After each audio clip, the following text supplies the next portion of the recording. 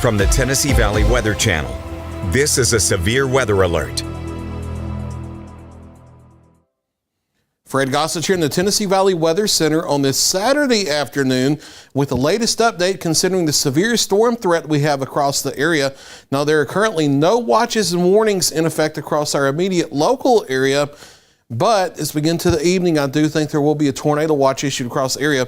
Let me temporarily toggle off this crawl at the bottom because we're going to show the watches and warnings for flooding and wind advisory that are in place, but I don't want that to get in the way of the forecast data that I'm going to show over the next few minutes. We'll have that back on during regular programming, and then it will also be on once we do our 30-minute cut-ins later this evening and our live coverage. But for right now, tornado watch is off to the west of us in West Tennessee, back into North Mississippi.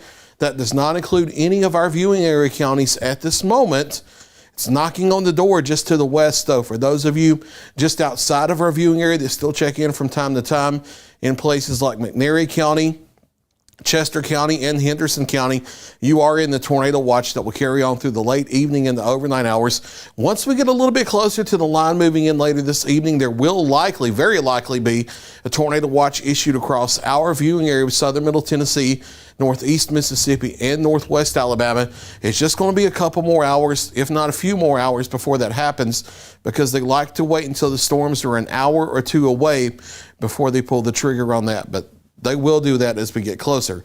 There is currently still a flood watch in place through the overnight hours and into tomorrow morning for all of southern middle Tennessee back into North Mississippi. In our viewing area, that includes Tishomingo County, Mississippi, and then Hardin, Wayne, Lawrence, Giles, Lewis, Murray, and Marshall counties in Tennessee. It does not include northwest Alabama, although there could still be some isolated flash flooding. The higher rain totals are setting up over Tennessee and honestly just to the north of our viewing area, but area-wide, there's still the potential for some localized flash flooding as the heavy rain moves in during the overnight. In addition, over North Alabama, in our viewing area, there is a wind advisory that goes in effect at 9 p.m. tonight until noon tomorrow for gusty winds of 30 to 40 miles per hour away from thunderstorms ahead of the line about an hour or two before it comes in, and then for several hours after the line moves out from just the mid-level jet mixing down to the surface, causing 30 to 40 mile per hour wind gusts, even away from thunderstorms. The thunderstorm line itself has the potential to produce 50, 60, 70 mile per hour wind gusts in places tonight. You can see the lines starting to organize now back into east central areas of Arkansas, down into North Louisiana.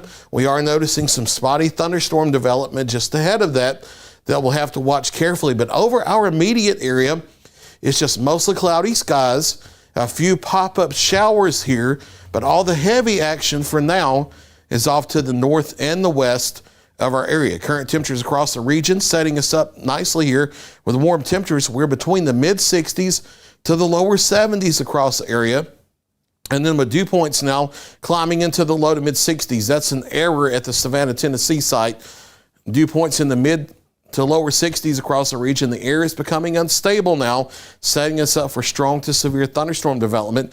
If it wasn't for the severe risk, it would feel like a nice early spring day outside. But this is the fuel needed for the strong to severe thunderstorms moving in through the evening and the overnight. There is still this level 2 out of 5 risk of severe weather, generally from Waynesboro to the Shoals, eastward across southern middle Tennessee and North Alabama. Notice that the enhanced level 3 out of 5 has now been expanded deeper into the viewing area. It includes places from Phil Campbell and Russellville up to the Shoals Metro to Waynesboro westward here in orange. No matter which color you're in, there's the potential for damaging straight line winds of 50, 60, 70 miles per hour tonight, in addition to a few spin up tornadoes as well in both of those risk zones. It doesn't matter if you're level 2 or level 3. Want to make that very clear. You are not clear just because you're not in the level 3 risk. Want to make that perfectly clear. Hail, not too big of a concern tonight, but a couple of storms may have hail up to quarter size. That's just not a primary concern. We don't expect a lot of that tonight. Elevated risk of some localized flash flooding with heavy downpours moving into the area, but the storms will be moving fast once they move in. We run the HERT model up to 6 o'clock, and I will say one thing. It is consistently underdone the temperatures in the dew points by a few degrees this afternoon. So the air will be a little more unstable and more conducive for storms than what the HRRR model thinks it will, and we'll have to keep that in mind as the thunderstorms move in. But by 6 p.m., we're mainly quiet. Notice that the line is still off to the west of the Mississippi River. A few showers developing over West Tennessee. Notice as we get towards 7, 8 o'clock, we may have to watch for maybe a few individual storms trying to develop ahead of the line. The HRRR model not doing a whole lot with them on this latest run. However, it's underdoing the instability or the storm fuel that would feed them. So that may be one of the reasons why it's not doing a lot with them. So we'll have to watch just in case to see if they try to go strong to severe. By 9 o'clock, the line is still just to the west of the viewing area. By 10 to 11, the line starts moving in. The latest run of this computer model has the line moving into Savannah and approaching Iuka as we get toward 10 o'clock. And then toward 11, 11:30, the line will have moved through Hohenwald, Waynesboro, Cherokee, Red Bay. It will be moving through places like Columbia to Lawrenceburg to the Shoals Metro, down to Russellville and Phil Campbell by 11 to 11:30. By 12 to 1 o'clock, we're getting it on east of I-65, and by 1 to 2 o'clock, I do think it's east of the viewing area, and our threat will be ending by that time with just some spotty showers continuing on into the morning, and maybe, just maybe, a dying flurry or two moving into Tennessee as we head toward daybreak, but do not expect any impact if that were to occur. Just something that the model's showing, and I can't rule that out. So now, before we have any warnings tonight, now is the last minute type timeline that you think of your plan ahead of time. You need multiple reliable ways of hearing warnings overnight, such as the NOAA weather radio, the wireless emergency alerts built into your phone. It's the same system that does Amber Alerts.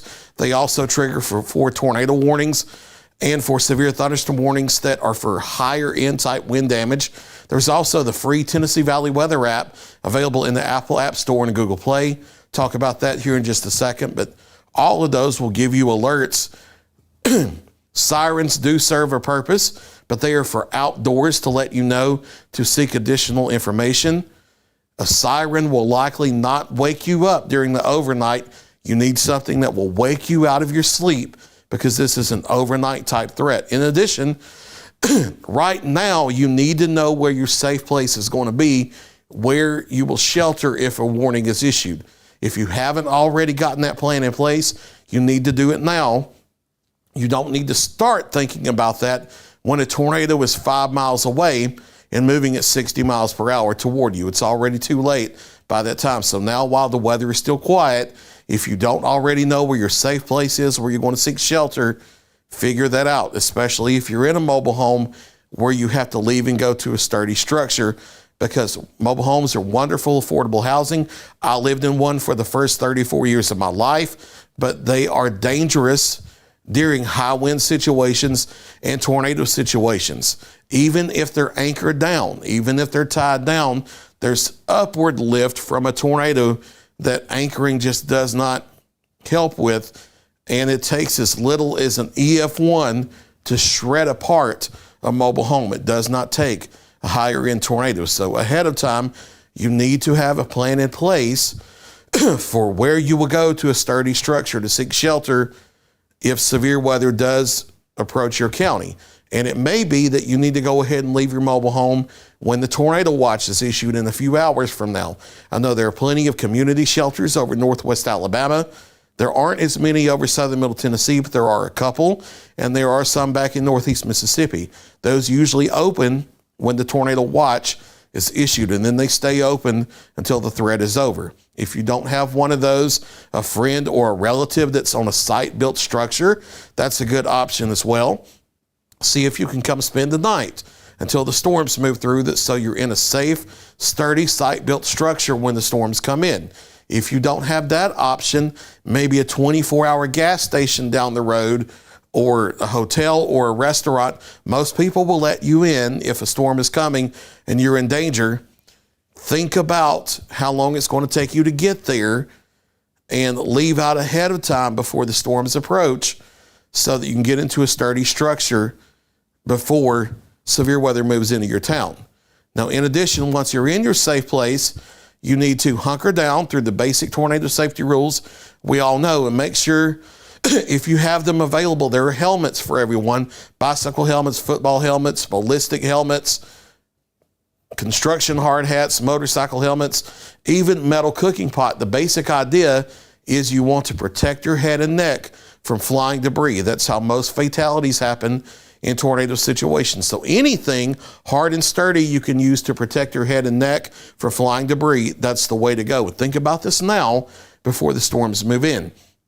The two main ways you can stay informed: NOAA weather radio that will wake you out of your sleep, and then our free Tennessee Valley weather app. Again, if you're at your TV or your desktop computer, you can scan the QR code with your mobile phone to get that free app. It's in the Apple App Store or Google Play. If you're watching us on your mobile device, just go to your appropriate app store, search for Tennessee Valley Weather, look for our shield logo, and make that download. You get interactive radar, you get push notifications for watches and warnings, you get the current conditions and the hourly and 7-day forecast, and then built into the app, you can also watch our live streaming channel even within the app. So you can take your app on your phone to your safe place and watch our live streaming coverage from your safe place as well, which will be very relevant as the storms move into the area. In addition, if you want to watch us on the big screen tonight, we have free smart TV apps for Roku, Apple TV, Fire TV, or you can simply pull us up on YouTube on your television screen by searching for Tennessee Valley Weather. And then we do have some radio partners across the area. If we have power outages tonight and tornado warnings are issued, the Big River Media radio stations in Northwest Alabama that cover our region in Northwest Alabama, Southern Middle Tennessee, and Northeast Mississippi have promised to take us live. That's an agreement we made with them back last summer. So they will be monitoring us and will take us live if there are tornado warnings in their listening area. Also, the Big Country, Big Oldies group in Wayne County, Tennessee, he monitors us as well and takes us live during severe weather coverage if there are tornado warnings. So if you have power outages, you do have a few options to watch us in addition to watching us on your mobile device.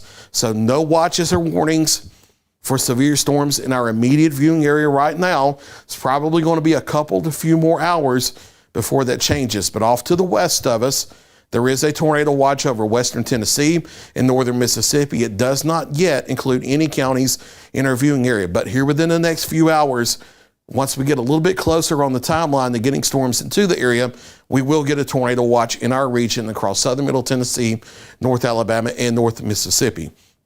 We'll watch it very carefully throughout the night. Once we do get a tornado watch that affects the viewing area, we will start live scheduled cut-ins at the top and bottom of every hour.